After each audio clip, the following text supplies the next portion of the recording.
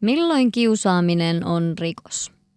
Kiusaaminen on tarkoituksellista ja toistuvaa toisen ihmisen vahingoittamista ja se voi esiintyä sekä fyysisenä että henkisenä väkivaltana.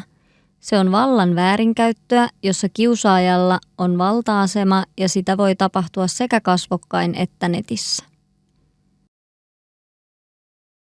Kiusaamiseen liittyvä teko on rikos silloin, kun se täyttää rikoslain mukaiset tunnusmerkit. Esimerkiksi tahallisuus, toistuvuus ja uhrin oikeuksien loukkaaminen tai aiheuttaa uhrille vakavaa haittaa, esimerkiksi pelkoa ja ahdistusta.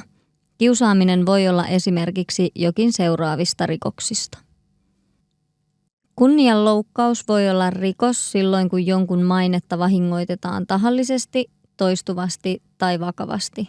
Valheellisten tietojen tai huhujen levittäminen tarkoituksena vahingoittaa henkilön mainetta, loukkaa kunniaa.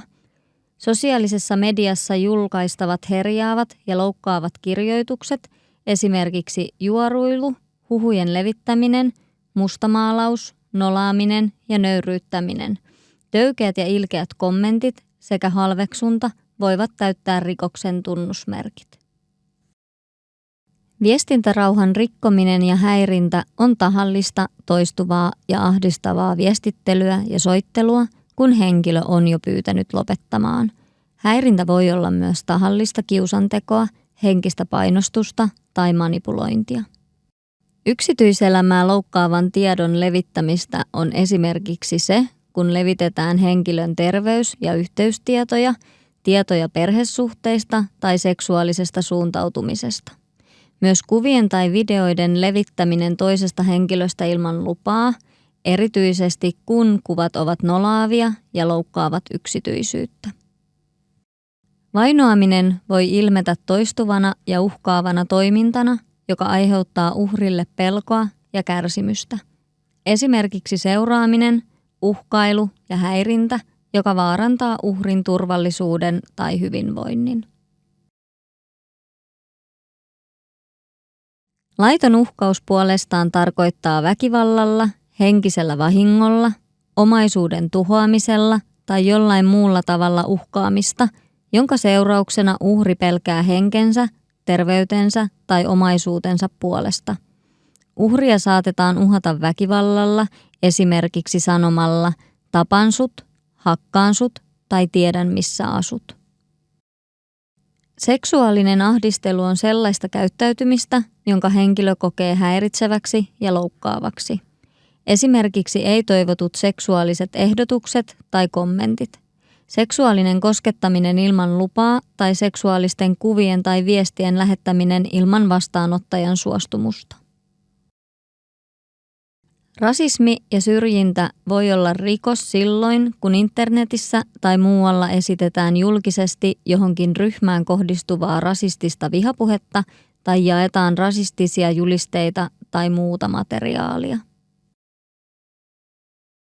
Kiusaaminen voi olla pahoinpitelyrikos, jos tekijä käyttää tahallaan tai huolimattomuuttaan fyysistä väkivaltaa ja siitä aiheutuu uhrille vammoja tai kipua.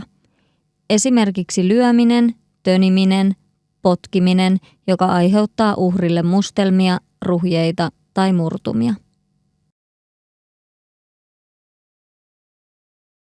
Toisen vahingoittamiseen soveltuvan esineen hallussapito voi olla rikos, jos esinettä pidetään hallussa yleisellä paikalla ilman hyväksyttävää syytä.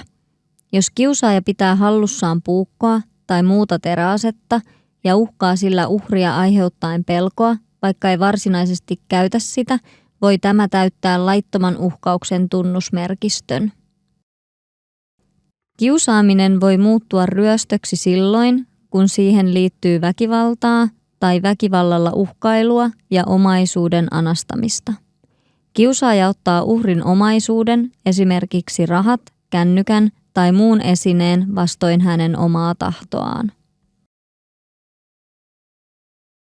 Jos kiusaaminen jatkuu puuttumisesta huolimatta tai täyttää rikoksen tunnusmerkistön, toimi seuraavalla tavalla. Estä tekijä netissä, kerää todistusaineistoa esimerkiksi kuvakaappauksilla, konsultoi poliisia matalalla kynnyksellä ja toimi saamiesi ohjeiden mukaan.